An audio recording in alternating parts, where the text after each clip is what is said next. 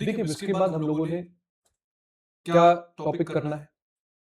हम लोगों ने अभी तक समझ लिया कि एक सिस्टम कैसे बनता है, 2x2 से जनरलाइजेशन देख लिया। उसके बाद हम लोगों ने कुछ बेसिक डेफिनेशंस देख ली। अब मेन तो एजेंडा हमारा क्या चल रहा है? मेन एजेंडा हमारा चल रहा है कि हमको सॉल्यूशन फाइंड आउट करना है जनरल सिस्टम का। उसी दिशा में आगे बढ़ते हुए हम लोगों को कुछ और कॉन्सेप्ट्स देखने पड़ेंगे, जिसमें से एक कॉन्सेप्ट आज हम लोग देखेंगे जिसका नाम होता है elementary row operation. Elementary row operation, ठीक है, या शॉर्ट में हम इसको बुलाएंगे ER, एलिमेंट्री रो ऑपरेशन, या शॉर्ट में हम इसे क्या बुलाएंगे ER। इसका क्या मतलब होता है? जब आप लोग स्कूल में एक सिस्टम पढ़ते हैं, जैसे साइमल्टेनियस वाला पढ़ते हैं, तो अब साइमल्टेनियस सिस्टम में क्या कहते हैं कि x - 2y = 3, और फिर आप यहाँ पे कहते हो कि x + y = 4। तो स्कूल में तरीका क्या होता है करने का? आप कहते हैं कि किसी एक इक्वेशन को ऐसा सिंप्लीफाई करो कि कोएफिशिएंट कैंसिल आउट हो। जैसे आपने सेकंड इक्वेशन को -1 से मल्टीप्लाई कर दिया, ये हो, ठीक, तो हमें मिल जाएगा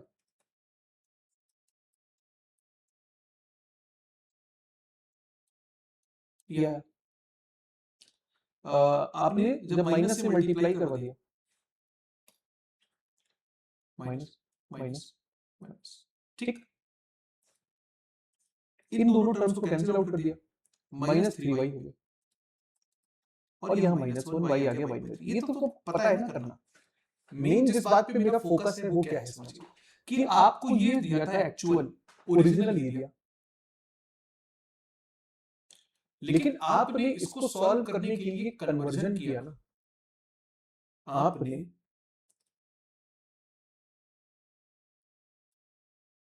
इसको सॉल्व करने के लिए एक कन्वर्जन किया। आपने क्या किया? आपने अपनी पहली रो को तो वैसे का वैसा ही रखा, लेकिन आपने दूसरी वाली रो को बदला ना, माइनस से मल्टीप्लाई ही किया, कुछ भी किया, लेकिन आप ध्यान दीजिए कि आपने अपनी लास्ट वाली रो को चेंज कर दिया। मतलब अगर ये x + y = 4 लिया है, तो ये अब x + y = 4 तो नहीं,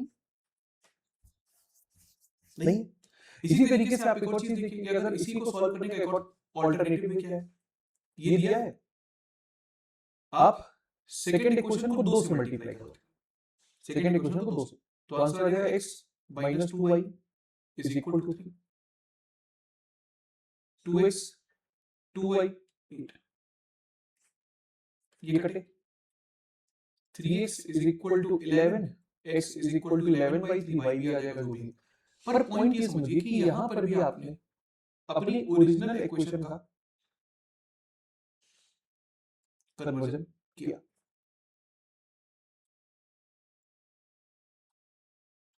ठीक, आपने इसको क्या बनाया, ऐसा बनाया ना, और फिर सॉल्व किया। तो फिर आपने यहां पर भी अपनी इक्वेशन के अंदर कन्वर्जन किया, किया कि नहीं किया? किया।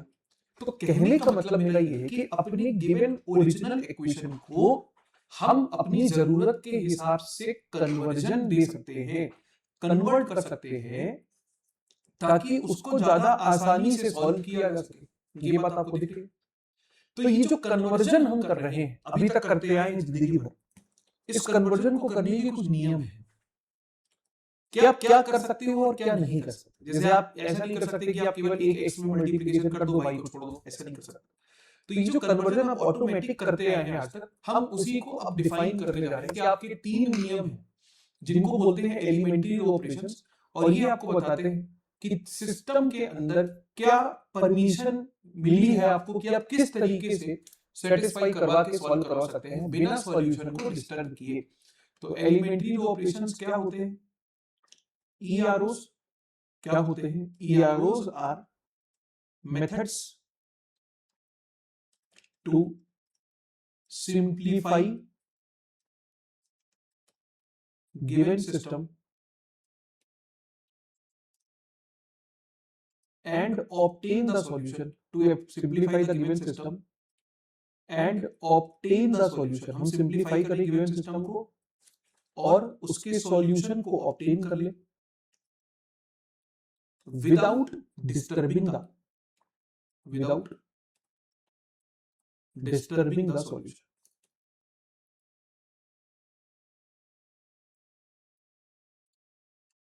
मतलब ये नहीं हो जाएगा कि हम ऐसा कन्वर्जन कर दें कि मेरा एक क्वेश्चन ही बदल जाएगा विदाउट डिस्टर्बिंग द सिस्टम होना चाहिए। सिस्टम को बिना डिस्टर्ब करे बस उसको सिंप्लीफाई करके सॉल्व कर पाना, ये तरीका होता है ईआरओ। ईआरओ तीन तरीके के होते हैं। ईआरओ तीन तरीके के होते हैं।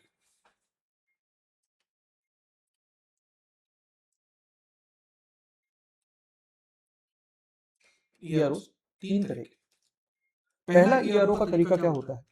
पहला ईआरओ का तरीका कहता है कि अगर आपके पास एक रो है आर आई, किसी भी मैट्रिक्स के अंदर एक रो है आर आई, और आपने उस रो को आरजे रो से चेंज कर दिया, आपने आर आई को आरजे से चेंज किया, ठीक, interchange of are I with RJ. हमने आर आई रो को आरजे रो के साथ क्या कर दिया? इंटरचेंज कर दिया। तो इससे आपके सॉल्यूशन के अंदर कोई भी फर्क नहीं पड़ेगा। बड़ी कॉमन सेंस की बात है, कोई भी फर्क नहीं पड़ेगा। भाई आपके पास अगर एक सिस्टम दिया है x minus y is equal to 3 और x plus 3y is equal to 7, इसका जो भी सॉल्यूशन आएगा हम इस सिस्टम को चेंज कर दें और हम कह दें कि आपका ये जो रो है ये वाली है R1 और ये रो है R2। अब हमने कहा आप एक काम करिए, आप R1 को R2 से इंटरचेंज कर दीजिए, इनकी पोजीशन की अदला बदली कर दीजिए। तो जहां R1 है वहां R2 लिख दीजिए, जहां R2 है वहां R1 लिख दीजिए। अगर हम ऐसा कर देंगे तो क्या इससे मेरे सॉल्यूशन के अंदर कोई भी चेंज आएगा? अगर हम ऐसा कर देंगे तो कैसे सॉल्यूशन में कोई चेंज आएगा? नहीं आएगा। Causes no change in the solution.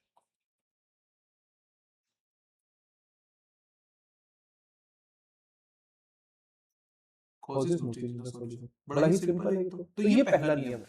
आप इसको ऐसे याद रखिए जैसे आप चेस खेलते, चेस खेलते। अब चेस खेलने के कुछ नियम कानून है कि नहीं? चेस खेलने के हमारे कुछ नियम कानून है। जैसे आपको पता है कि भाई अगर हमारे पास बिशप है, जिसको हिंदी में बोलते हैं ऊंट, ठीक, अब आपका ऊंट है, अब आपको पता है कि इसकी पोजीशन किस तरीके से चलती है, ये सिर्फ डायगोनली चल सकता है, ये सिर्फ डायगोनल चल सकता है ना। आपका ऊंट ऐसे चलता है, जैसे अगर ये ब्लैक तो ब्लैक पे ही चलेगा ना, पता होगा आपको, ये ब्लैक पे चलता है तो सिर्फ ब्लैक पे ही चल सकता है, व्हाइट पे नहीं चल सकता। मतलब ऐसा ऐसे चलना अलाउड है, ऐसे चलना अलाउड नहीं है। आपका ये सीधे चला जा रहा है, नहीं चल सकता, ठीक है ना। आपका घोड़ा होता है,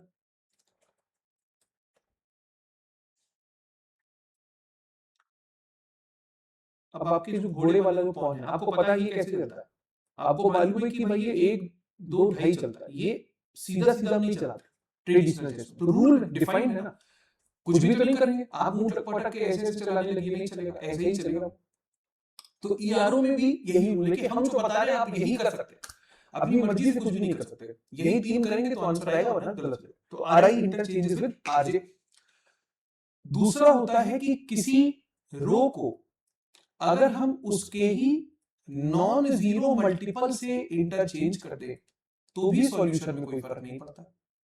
यहां पे हमने क्या कहा? Interchange, interchange are I with its non zero scalar multiple. इसके ही नॉन जीरो स्केलर मल्टीपल से आप इसको बदल दीजिए, इसके ही नॉन जीरो स्केलर मल्टीपल से आप इसको बदल दीजिए। तो जब आप इसके ही नॉन जीरो स्केलर मल्टीपल से इसको बदल देंगे तो फिर क्या दिक्कत होगी? कोई दिक्कत नहीं होगी। आप तो ये करते ही आए ना, अभी तक तो आप यही कर रहे थे ना। तो आपको पता है कि भाई अगर हम ले रहे ये सैंपल ले रहे हैं x minus y is equal to 3, x plus 3y is equal to 7, तो अभी आप तो यही कर रहे थे ना। आपने R1 को इंटरचेंज कर दिया, आपने कहा R1 की जगह 3R1 ले लो, R1 की जगह 3R1, तो आ जाएगा 3x minus 3y is equal to 9, यहाँ आ जाएगा x plus 3y is equal to 7, दोनों कट जाएंगे, ये दोनों कट जाएंगे, ये आ जाएगा 4, 9 7 आ जाएगा 16, x आ जाएगा 4। फिर जो भी निकालना है तो 4 माइनस वाई है 3, तो y आ जाएगा 1। तो यही आप करते हैं ना। तो आप अभी तक तो जिंदगी में डायरेक्टली करते थे, अब आप समझ रहे हैं ईआरओ, इसको करने से आपके सॉल्यूशन में कोई भी फर्क नहीं बनता। इसके बाद हमारे पास तीसरा टाइप का ईआरओ क्या है? तीसरा टाइप का ईआरओ होता है कि आपने कोई आरआई लो लिया, आपने आरआई के अंदर किसी दूसरी रो का नॉन जीरो स्केलर मल्टीपल लगा दिया। नॉन जीरो क्यों ले रहे हैं? जीरो से मल्टीप्लाई करने का कोई मतलब नहीं ना। अगर हम यहाँ आरआई को जीरो रो से बदल देंगे, अगर आपका सी जीरो हो जाए और हम आरआई को जीरो रो से बदल देंगे तो सिस्टम नहीं चेंज कर दिया। तो तीसरा हो जाता है कि आरआई को आप आरआई प्लस सीआरजे से रिप्लेस कर रहे हो, जहां सी कोई नॉन जीरो नंबर है। यानी क्या कर रहे हैं? Interchange RI with sum of RI and R J का सी टाइम्स मल्टीपल, जहां सी नॉन जीरो है। सीआरजे सीआरजे जहां सी नॉन जीरो नंबर है। आपका ये तीसरा तरीका है कि भाई हमने आरआई को सीआरजे से रिप्लेस कर दिया जहां सी कोई नॉन जीरो नंबर है। अब ये वाला बच्चों को थोड़ा अजीब लगता है कि सर ये कैसे हो रहा है, बट ये सही है। आइए आपको एग्जांपल में दिखाते हैं। x माइनस वाई 3 है, 2x प्लस वाई है, मान लो 2x प्लस वाई है आपका 6। आज का सॉल्यूशन करेंगे तो देखिए इन दोनों को कैंसिल करेंगे, आप ऐड करेंगे। ये भी तो क्या कर रहे हो आप? जब आप इस तरीके से सॉल्व करते हो तो आप 3x इज इक्वल टू 9 लिखते हो, x इज इक्वल टू 9/3 लिखते हो, कैंसिल आउट करते हो 3। बहुत बढ़िया। पर आपने देखिए क्या ईआरओ लगाया, आपने क्या ईआरओ लगाया, आपने यहाँ पे कैसे सॉल्व किया इसको? आपने साइमल्टेनियसली सॉल्व करने की कोशिश करी, आपने इस तरीके से सॉल्व कर दिया, आपने इनको डायरेक्टली ऐड कर दिया, आपने डायरेक्टली ऐड कर दिया। ठीक, तो ऐड करने की जगह बेसिकली आपने R2 को R1 और R2 के सम से इंटरचेंज किया। मतलब अंडरलाइन ईआरओ ऑपरेशन ये है कि आपने R2 को कहा कि R2 को हमने R1 प्लस R2 से इंटरचेंज कर दिया। ये चीज आपको यहाँ दिख नहीं रही है, बट अब ये जब मैट्रिक्स में इसको बनाएंगे ना थोड़ी क्लियरली ये चीज आपको दिखाई देगी। अच्छा खैर, आओ अपने ट्रायल के लिए हम एक काम करते हैं। हम R2 को R2 माइनस R1 से इंटरचेंज कर देते हैं। ठीक है, R2 माइनस R1 से इंटरचेंज कर देते हैं। तो मेरी मैट्रिक्स है x minus y is equal to 3 original, यहाँ है 2x plus y is equal to 6। अब हमने क्या किया? हमने इस पर लगाया R2 को इंटरचेंज कर दीजिए R2 माइनस R1 से, तो क्या मिलेगा आपको? x minus y is equal to 3 है, तो 2x में से x माइनस हो गया तो x आ गया, y में से माइनस वाई माइनस हो गया तो 2y आ गया, और 6 में से 3 माइनस हो गया तो 3। समझे? 2x में से 1 गया x, y minus minus by 2y, 6 में से 3 गया 3। या अब इसके बाद क्या कीजिए? R2 को इंटरचेंज कर दीजिए माइनस R2 से, R2 को माइनस R2 से इंटरचेंज कर दीजिए, तो x माइनस वाई आ जाएगा 3, माइनस x माइनस 2y आ जाएगा कितना? Minus 3, minus x minus 2y कितना आ जाएगा? माइनस 3।